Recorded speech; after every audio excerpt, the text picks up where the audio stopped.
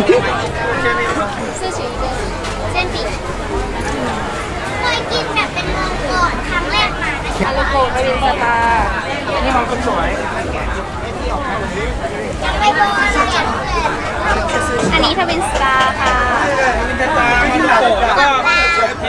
โลไฮเช่นปีนี้ค่ะว้าวตัว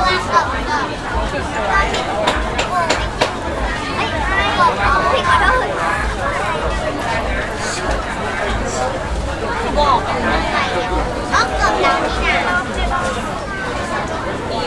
ทำไมหนูสั่งคนไอ้ที่แล้วเดี๋ยวได้พร้อมกันหมดเลยค่ะได้พร้อมกันทุกตัวเลยก็มาลงมาฮัลโหลฮายได้พร้อมกันเลยชุดคอมพิวเตอร์แค่นั้นเองปฏิบัติ4 วันอยากให้วางกับมันครบแล้วเอาตาเหมือนเสือเลยจะมีหน้าค่ะหน้าเดี๋ยวพี่ดึงให้มา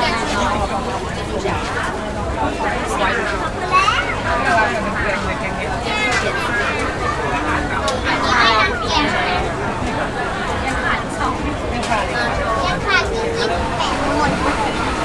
หมดจริงแม่ค่ะของไอ้ที่ลงสีเป็นคนแรกเลยลูกค้าก็จำได้ดีก็ไม่ได้เขียนก็โชคดีนะไอ้ที่ได้เขียนนะคนเดียวได้เขียนใช่ไอ้ที่ไม่เขียนแล้วคนละกบติดเป็นกบก็เป็นกบเนี่ยก็เป็นใช่แต่ก็กบกันเลย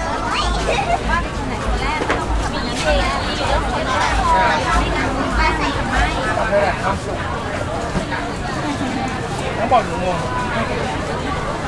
ฮัลโหลไฮแค่นั้นได้เฮียชีด้วยต้องมาเอาไปเลยจ้า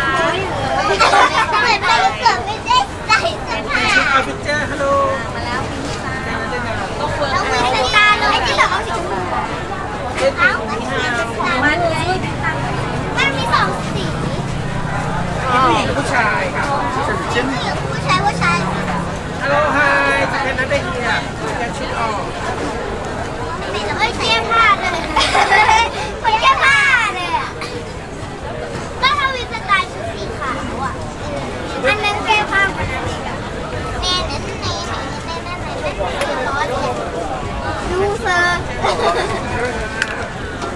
โอ้ยไปช็อกฉันต้องกินช็อกโกแลตและไทยแลนด์ลิสฮัลโหลเป็นคนทำแบบโอ้ยตัวไปบ้านดูไอ้เจ๊ตามตัวว่ามันไม่ชอบตัวนั้นมันเป็นกบเหมือนหนูเลยมันกบเนี่ยเหมือนเนี่ยถ้าจะลึกเกือบหน้าเหมือนเธอทำไมมันแล้วก็ทำไมมันแบบมันไม่มีหัวใจให้ด้วยแล้วไปเป็นแบบนั้นตาก็เหมือนอยู่นะก็เหมือนมีแต่เอาส้มไอ้ตัวเอามาพี่ใส่ไหมจะไม่เอาซอสยังไงหนูก็กินเลือกเอาช็อกโกแลตอยากเอาช็อกโกแลตทาเสื้อมันตอนนี้นะคะของแอนซี่กำลังใส่ชีสนะคะไม่ใช่ชีสมันเป็นคือเราได้แต่เดี๋ยวที่ไปชุดออกหนูใส่ช้อนช็อกโกแลตกันค่ะเนี่ยคนที่บอกว่าตกดูดิอุ้ยยังไม่จริงแต่เป็นชุดต่อเหรอของแอนซี่ต่อฮัลโหลไฮบอกว่ามันตดคนละตดแล้วแหละว่าไม่ตดแล้วแล้วอีกตดทำไมไม่เชื่อเลยอยากแบบนี้ส่วนไปไม่น่าคนไปนั่งไปเลยกับซ่อมมันเลยแต่ไม่ได้หรอกอะไรมันหน้า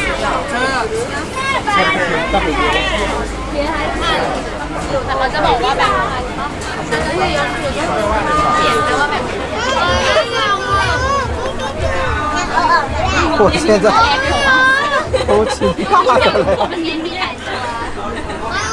没了那个气氛。รอน้ำโค้งจะได้เอ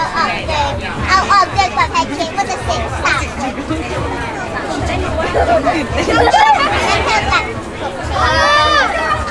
ถ้ามึงกลับของมาถ้ามึงกลับของมาอะไรอ่ะถ้ามึงกลับของมาก็สาวของมา แกงเลยนะ ผมมาเติมนั่งเก่งแล้วก็วันนี้ แกงเยอะกว่านี้อีกเหรอ ใช่ค่ะมีตั้ง13 ชิ้น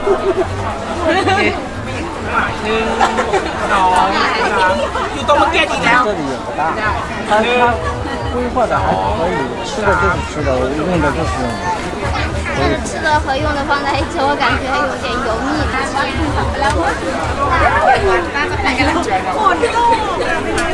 哦，你的猪， ฮัลโหลฮายเจ๊กี้แกนอได้เฮีย 好可爱。 เป็นชุดออฟฟิเจอร์ฮัลโหล 你们干嘛呀？ แกนอได้เฮียเจ๊พี่เราเป็นเด็กจีนนะจีนแพง 找到干嘛呀？哎，它上面也可以再给它一个。给我的猪也再来一个。哎，对。猪我们还没上线。เราเพิ่งสาวผมปิดบ้านแล้วค่ะ อ๋อร้านที่ข้างเขาทำเต็นท์อยู่ ก็เลยเปิดไม่ได้เดี๋ยวฝนรั่วอ๋อใช่ครับ